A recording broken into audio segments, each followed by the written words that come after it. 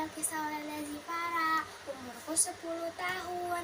Aku sekolah di SDE Aruna. Kali ini aku akan menceritakan cerita rakyat yang berjudul Timun Mas. Selamat mendengarkan. Timun Mas. Di suatu desa, hiduplah seorang wanita tua bernama Mbok Sarni.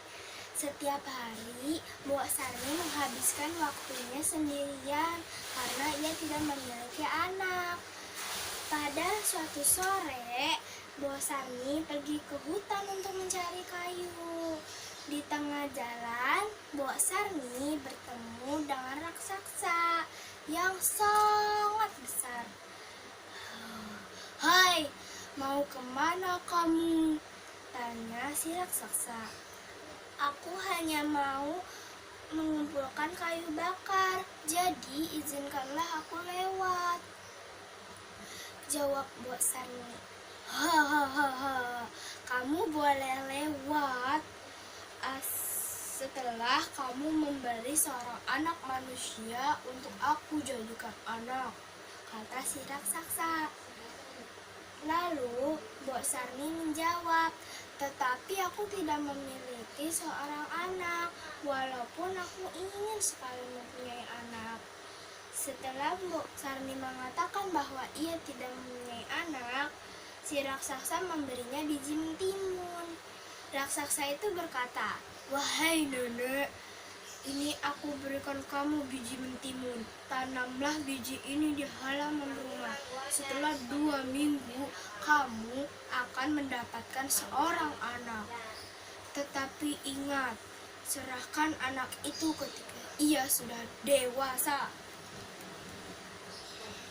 Setelah 2 minggu, biji mentimun yang ditanamnya berbuah sangat lebat.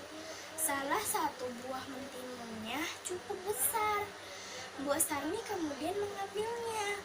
Setelah dibelah, ternyata isinya adalah seorang bayi yang cantik jelita. Bayi itu kemudian diberi nama Timun Mas. Semakin hari, Timun Mas semakin tumbuh besar dan Mbok Sarni sangat gembira karena rumahnya tidak sepi lagi. Semua pekerjaannya bisa selesai dengan cepat. Pada suatu hari, datanglah si raksasa untuk menagih janji. Mbok Sarni sangat ketakutan dan tidak mau kehilangan Timun Mas. Lalu Mbok Sarni berkata, "Wahai raksasa, datanglah ke sini 2 tahun lagi." Si raksasa pun setuju dan segera meninggalkan rumah Mbok Sarni. Setiap hari Mbok Sarni mencari akal supaya Timun Mas tidak dibawa si raksasa. Mbok Sarni sangat cemas. Akhirnya pada suatu hari Mbok Sarni bermimpi. Dalam mimpinya itu, ia diberitahu agar Timun Mas menemui petapa di gunung.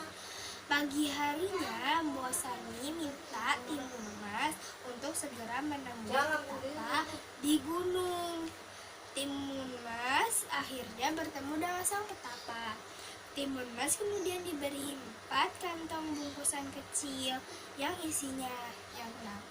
Biji mentimun, jarum, garam, dan terasi.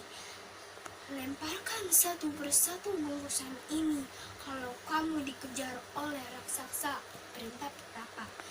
Lalu Timun Mas pulang ke rumah dan langsung menyimpan bungkusan dari sang petapa. Paginya, raksasa datang lagi untuk menagih janji. "Wahai nenek, mana anak itu?" teriak si raksasa. Lalu Mbok Sarni menjawab, "Janganlah kau ambil anakku ini, wahai raksasa, karena aku sangat menyayanginya." Kan? Raksasa marah besar. "Mana anak itu? Mana Timun Mas?" teriak si raksasa. Karena tidak tega melihat Mbok Sarni menangis terus, maka Timun Mas keluar dari persembunyiannya. "Aku di sini raksasa, tangkaplah aku jika kamu bisa," teriak Timun Mas. Raksasa pun mengejarnya dan Timun Mas mulai melemparkan kantong pertama yang berisi biji mentimun.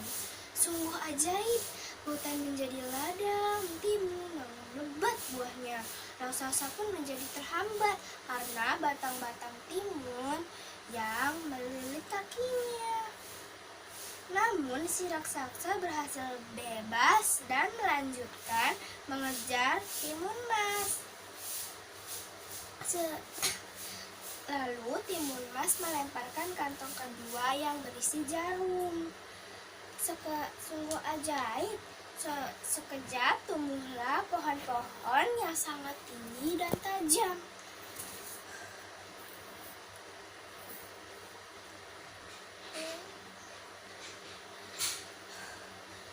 Timun Mas kembali membuka kantong ketiga yang berisi garam.